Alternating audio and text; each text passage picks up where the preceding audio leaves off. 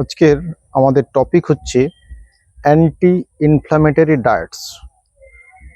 Anti inflammatory diets এত গুরুত্বপূর্ণ তার কারণ এখন আমরা বিভিন্ন রকম অ্যানিম্যাল প্রোটিনস যেমন মাছ, মাংস, ডিম, দুধ এবং বিভিন্ন রকম ফাস্ট ফুড, ক্যান ফুড এইসব জাতীয় খাওয়ার জন্য দেখা যাচ্ছে যে আমাদের যে connective tissue disorders, that's mean হচ্ছে SLE, MCTD, mixed connective tissue disorder বা আদার্স যে সমস্ত ডিসঅর্ডার, ধরুন আর্থ্রাইটিস, রিউমাটয়েড আর্থ্রাইটিস, এই সমস্ত রোগের কিন্তু পেশেন্টের সংখ্যা দিনের পর দিন বেড়ে যাচ্ছে।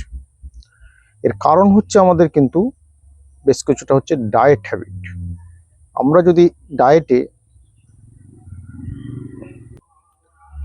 অ্যান্টি ইনফ্ল্যামেটরি ফুডস যদি ডায়েট আইটেমে বেশি করে আমরা ইউজ করতে পারি, তাহলে কিন্তু দেখা যাবে যে আমাদের এই সমস্ত রোগের অনেকটা যে ইনসিডেন্স আমরা কমিয়ে ফেলতে পারি।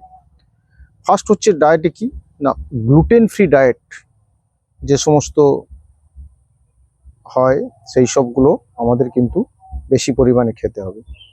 এবং কি না, যদি মাছ কেউ খায় তাহলে তার কিন্তু ফ্যাটি ফিশ যেমন স্যালমনস, হেরিংস, বিভিন্ন রকমের যে ফ্যাটি ফিশ আছে বা আমাদের বড় মাছ যেগুলো তৈলাক্ত, যা মাছের তেল বেশি পরিমাণে পাওয়া যায়, সেই সব মাছ কিন্তু খাওয়া উচিত।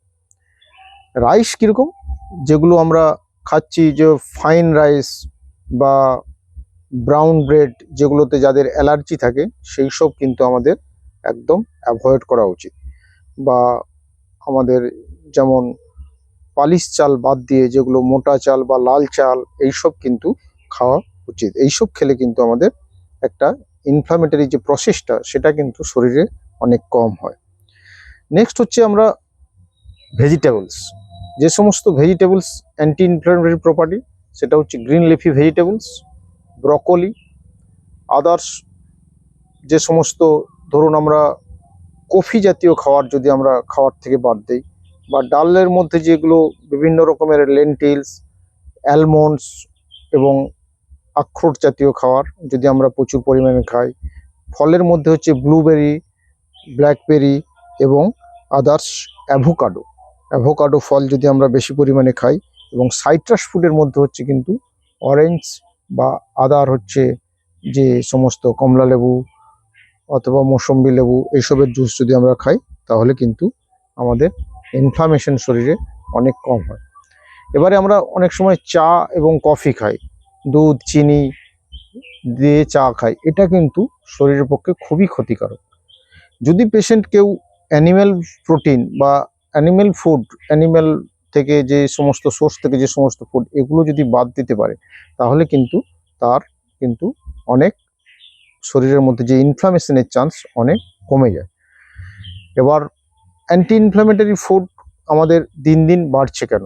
কারণ আমাদের এখনকার সমাজে পেশেন্টের বা সমস্ত মানুষের একটা ফাস্ট ফুড খাওয়ার চাহিদা, বিরিয়ানি, তারপর হচ্ছে আদার্স যে chowmein, chicken roll, egg roll, এইসব বেশি পরিমাণে খাওয়ার জন্য কিন্তু একটা ইনফ্ল্যামেটরি প্রসেস একটা ক্রনিক রানিং অন করে, এবং এই জন্য জয়েন্ট পেন, গা হাতে ব্যথা এবং আদার্স যে কানেকটিভ টিস্যু ডিসঅর্ডার, এসএলইর মতো রোগের প্রাদুর্ভাব কিন্তু অনেক বেড়ে যায়।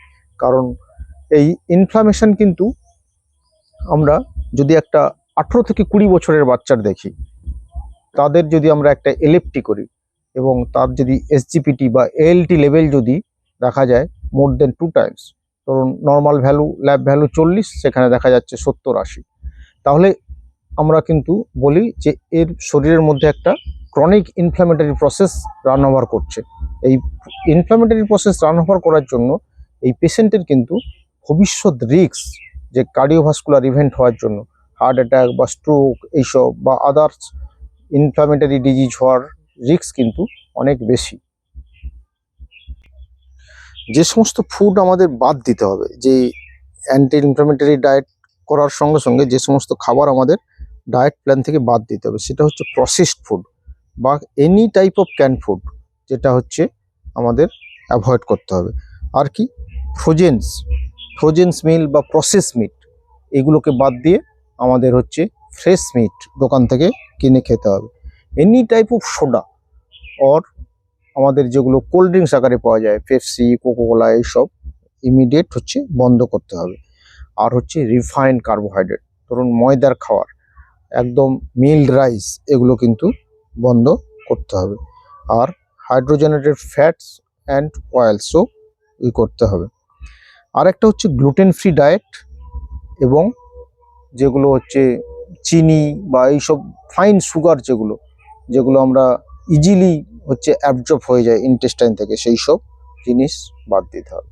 আমাদের খেতে হবে কি ফাইবার রিচ ফুড, যেমন হচ্ছে চিয়া সিডস, আগের দিনই বলেছিলাম, এক দুদিন আগেই বলেছিলাম চিয়া সিডস।